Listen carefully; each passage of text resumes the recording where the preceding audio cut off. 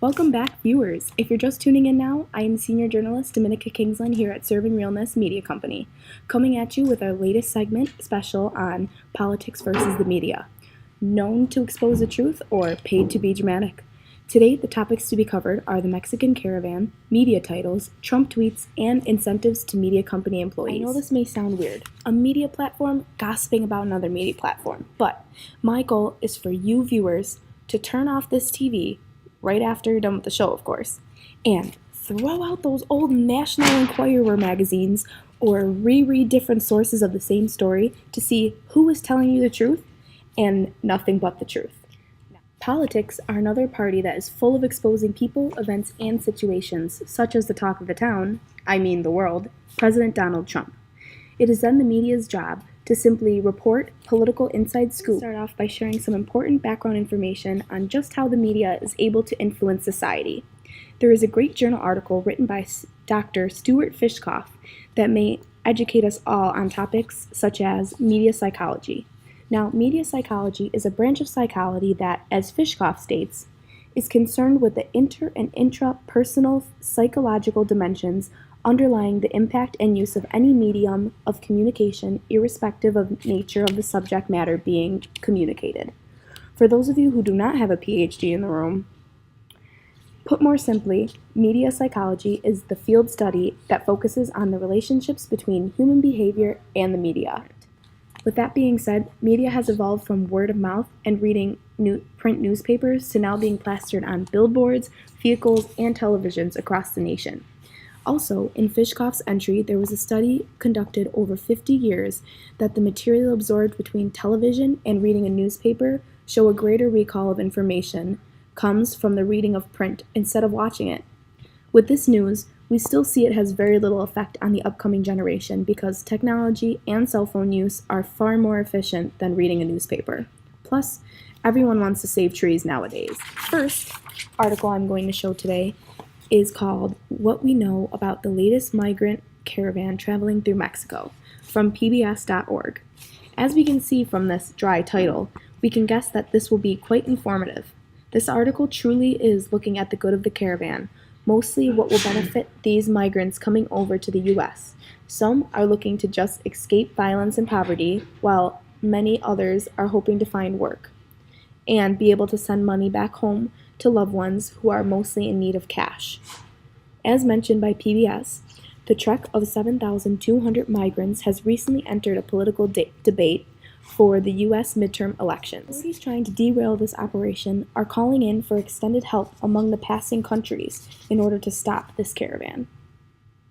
Mostly, women and children, PBS says, are ones that are requesting asylum and willing to go to refugee camps. Now, this asylum is not a psych ward. Instead, they are looking for political protection in another country because they cannot return to their own related to violence from race or religion. Mexico's plan is to process those requests, meaning ensuring safety measures and decreasing the number of migrants crossing the border in order to control the numbers. Something similar about America and Mexico includes the need of documentation to stay in the country. Other than that, PBS sheds light on how America and President Trump are handling the situation. He proceeds with reducing aid of the countries that are not contributing to stop the caravan from entering the United States.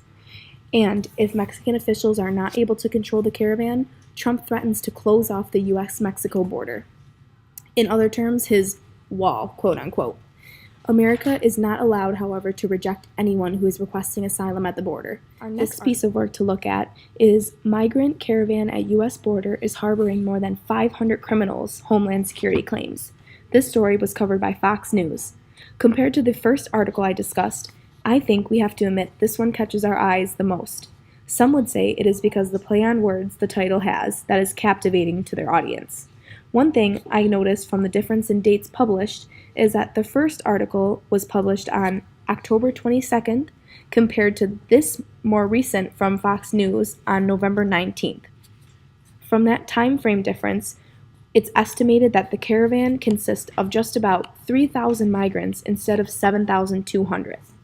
The Fox News article says, Homeland Security states more than 500 criminals are among these migrants. Fox News isn't taking any enlightening approach of discovery and serenity for these migrants. Instead, they are pulling the facts of just how dangerous this caravan could be. This part really gets to me. Reading from the article, they claim the group is mostly made of single, adult, or teen males, and that women and children have been pushed to the front of the line in a bid to garner sympathetic media coverage. Now, this statement is another way for media coverage to show how it influences the minds of the readers. The bulk of this article is now showing the depth of understanding to what will go down before migrants are allowed to enter the U.S. Some are being pushed back to Mexico and having them be accepted as asylum seekers. Others are continuing the journey, and not quietly, might we add. Unfortunately, some members of the caravan are purposely causing disruptions at our border ports of entry, says a Homeland Security agent. I almost feel more connected to this piece because Fox News includes some statements from the migrants of the caravan. Those statements were in regard to the length of time for them to feel justified into the United States. When told how long the process will take for asylum claims to be heard, which is possibly 6 months, a response was, "We don't have the money to stay for 1 to 2 months." Another young man stated, "If I die on the way, at least I will have fought for something." These are real people in real situations that Fox News was able to highlight. Next, we are going to hit a well-talked-about subject that is President Donald Trump. Now, I'm sure that most of us had heard about his altercation with a CNN reporter during a press conference. And if you haven't, no worries, because you're about to see it here, folks. When using YouTube, try typing in Trump, and it leads to a fine list of at least one embarrassing thing he has succumbed to. Next, try typing in Trump freaks out on a reporter, as I've done in the past. Here, we can see that we've hit the mother lode, everyone. Going down the videos, the headlines are important to take in. Things such as Trump attacks, testy exchange, Trump clashes, Trump lashes out, or even one of my favorites, epic showdown. The reason media companies play on words for their titles is to entice the viewer to choose their videos over others. As such, because I consider it an invasion. You and I have a difference of opinion. But do you think that you demonized immigrants in this election to try to keep them? I want them to come into the country, but they have to come in legally. You know, they have to come in, Jim, through a process. I want it to be a process, and I want people to come in, and we need the people. Your campaign. Wait.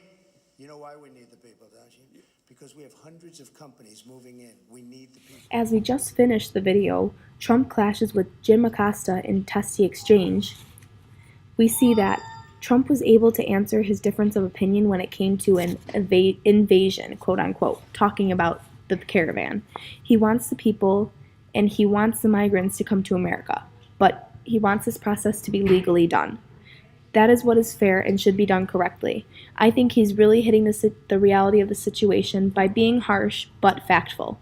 Everyone bashes at the man in charge. We all do it through our own experiences with bosses. Lastly, on this segment of Serving Realness, I wanted to share an article from the New York Times, Scoops, Impacts, or Glory, What Motivates Reporters. Byron Calamy contends from his 39 years of experience, quotes, that reporters and editors in the newsroom of major newspapers are not motivated by a devotion to any political party or cause. It just isn't in their DNA, end quote. So what does motivate reporters and journalists from getting the 411 on the latest news? Byron says being the first to publish fresh news is first priority in the business, but this may also be a damper, he says.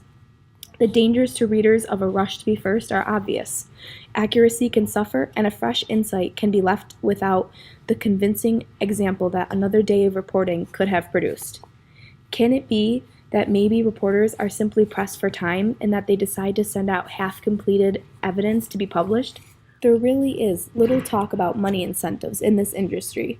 Rather, the incentives can be prizes. Byron says that most are reluctant to acknowledge that their journalism is driven by a desire to win a prize. But these prizes can entail more benefits and possibly greater freedom from being able to choose future topics to pursue for each journalist. That is a big deal for these staff members. Sometimes the best reward may be a chance of making it on the front cover page of their media company. I guess sometimes that feeling is just as good as a money bonus. What do you think? I'm all out of time today, folks. Thanks for watching our segment special on politics versus the media. known to expose the truth or paid to be dramatic. I'm Dominica Kingsland. Good night.